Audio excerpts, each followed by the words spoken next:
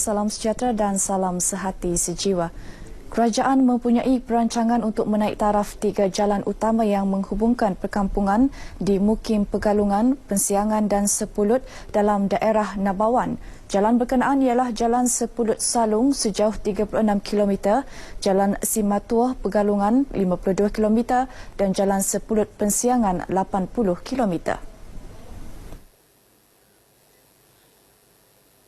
Pembantu Menteri Pembangunan Infrastruktur Datuk Bobby Suan berkata, kesemua jalan tersebut telah pun dimasukkan di bawah rancangan Malaysia RMK lepas. Ketika ini, jalan berkenaan tidak dapat dibangunkan kerana ia masih lagi laluan milik syarikat pembalakan. Jalan-jalan seperti dari Sepulut ke Salung dan juga sebenarnya ke Pegalungan ini memang kita ada dalam rancangan untuk menaik tarafkan. Jadi jalan ini sudah dimasukkan dalam beberapa rancangan Malaysia pada masa yang lalu.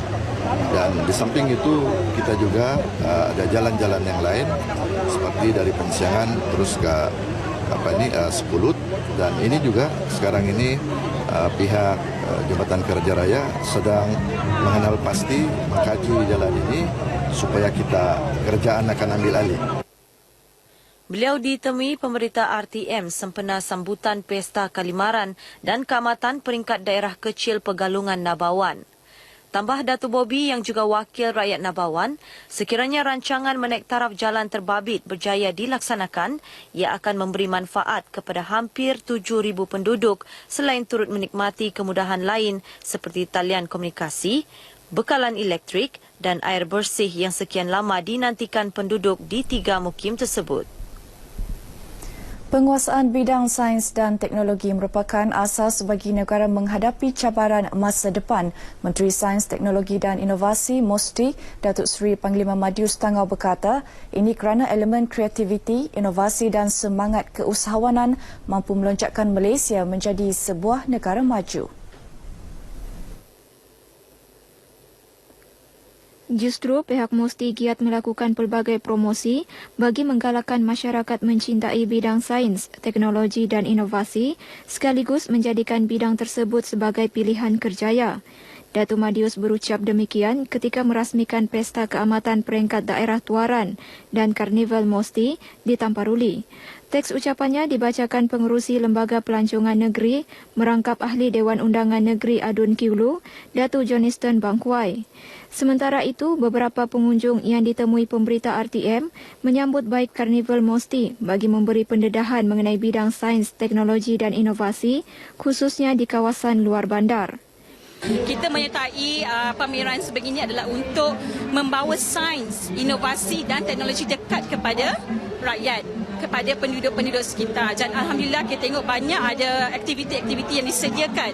Sama ada untuk publik maupun untuk kanak-kanak sekolah. Dapat membantu untuk kita memaklumkan kepada para pelajar apakah keuntungan ataupun kelebihan apabila mereka melibatkan diri mereka dalam program-program yang berbentuk STI, apakah peluang pekerjaan yang dapat mereka ceburi dalam bidang sains dan sebagainya. Boleh menimbulkan inovasi yang baru, boleh jadi lebih kreatif lah. Macam cuba-cuba benda yang orang lakukan tadi, saya boleh dari sana saya boleh dapat otak saya lebih kreatif, boleh lakukan yang boleh mencipta sesuatu lah. Masyarakat sini ada setengah yang tahu sudah tentang sains dan ada yang belum lagi tahu. Jadi dengan adanya pameran begini, masyarakat boleh lebih tahu tentang sains-sains yang ada di sini.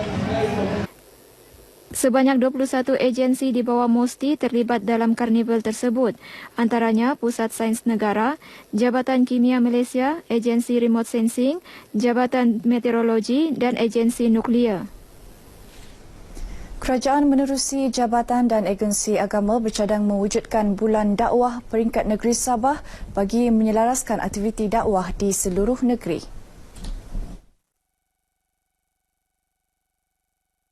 Menurut Pembantu Menteri kepada Ketua Menteri, Datuk Haji Muhammad Arifin Haji Muhammad Arif, program berkenaan perlu dilaksana bagi memastikan aktiviti dakwah di Sabah dilakukan dengan lebih bersepadu. Selain penglibatan semua pihak, termasuklah generasi muda dan golongan usahawan. Saya ada berbincang dengan Jahin, insyaAllah pada tahun hadapan kita akan lancarkan bulan dakwah peringkat negeri seluruh negeri Sabah, bulan dakwah negeri Sabah. Beliau berkata demikian kepada media selepas merasmikan pelancaran Bulan Dakwah Daerah Kecil Membakut di Masjid Cahaya Iman Membakut. Pelbagai aktiviti dakwah menjadi pengisian sepanjang program berlangsung. Antaranya ceramah dan bimbingan Al-Quran oleh Ustaz Ainuddin Helmi Abdullah, iaitu Johan Qori Majlis Tilawah Al-Quran Peringkat Antarabangsa. Selain itu, Maharajan Persuratan Islam dan Kesenian Islam Nusantara kali kelima yang akan diadakan pada 20 Mei ini turut menjadi salah satu pengisian bulan dakwah di Membakut sepanjang bulan Mei hingga Ogos ini. Pertubuhan Islam seluruh Sabah Usia menyasarkan untuk melahirkan anak-anak pintar Al-Quran serta mempunyai pengetahuan asas agama di kawasan luar bandar negeri ini dalam tempoh 3 tahun akan datang.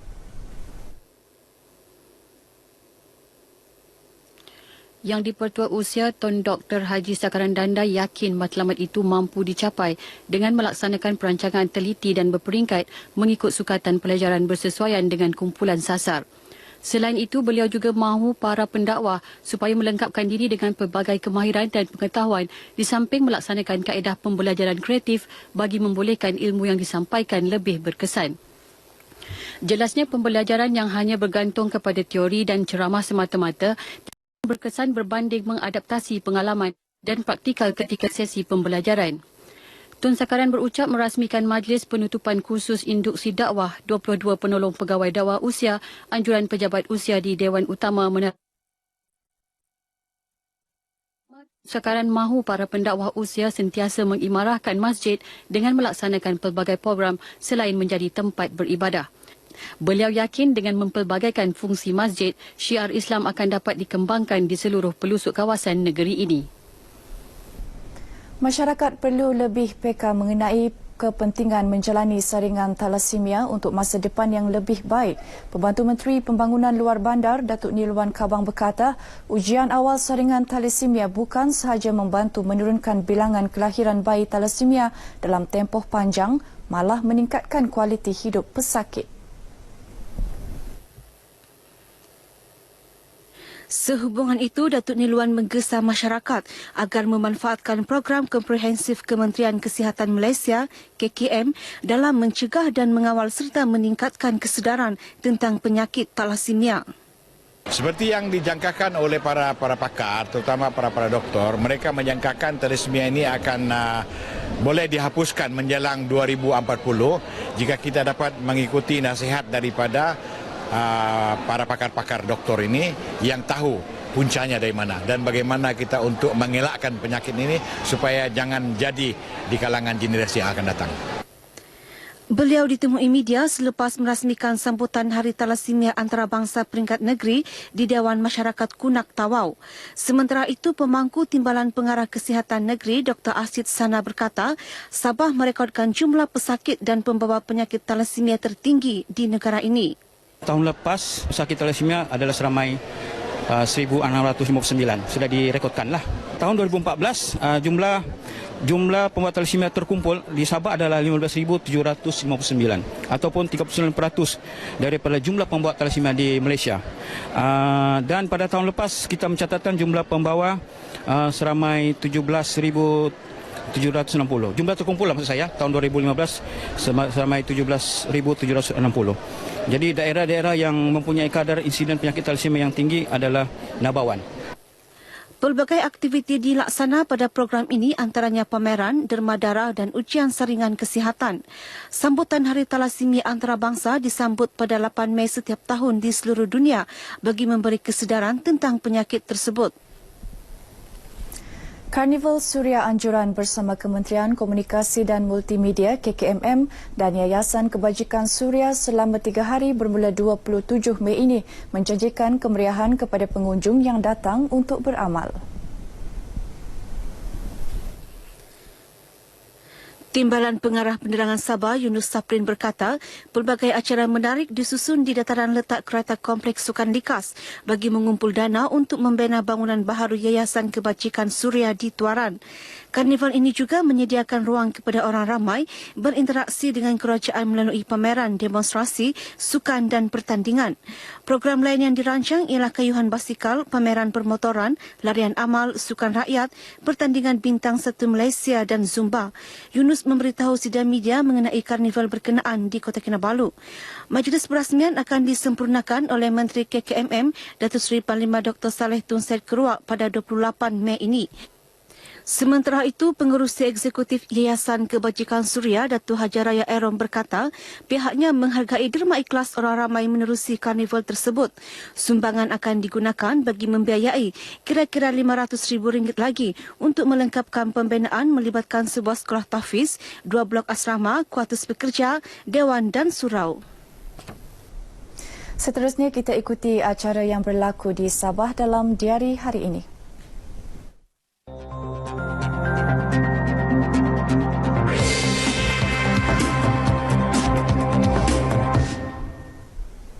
Pada pukul 9.30 pagi ini, berlangsung Asian Korean Tourism Capacity Building Workshop di Hotel Lee Meridian Kota Kinabalu. Sementara itu, pada pukul 11.30 pagi, bengkel asas Sukarelawan Jiwa Malaysia diadakan di Pusat Pemulihan dalam Komuniti PDK Tuaran. Dan akhir sekali pada pukul 2 petang, Majlis Prasidang Media Promosi Kraft Malaysia 2016 berlangsung di bangunan Kraft Tangan Malaysia Sabah, Kota Kinabalu.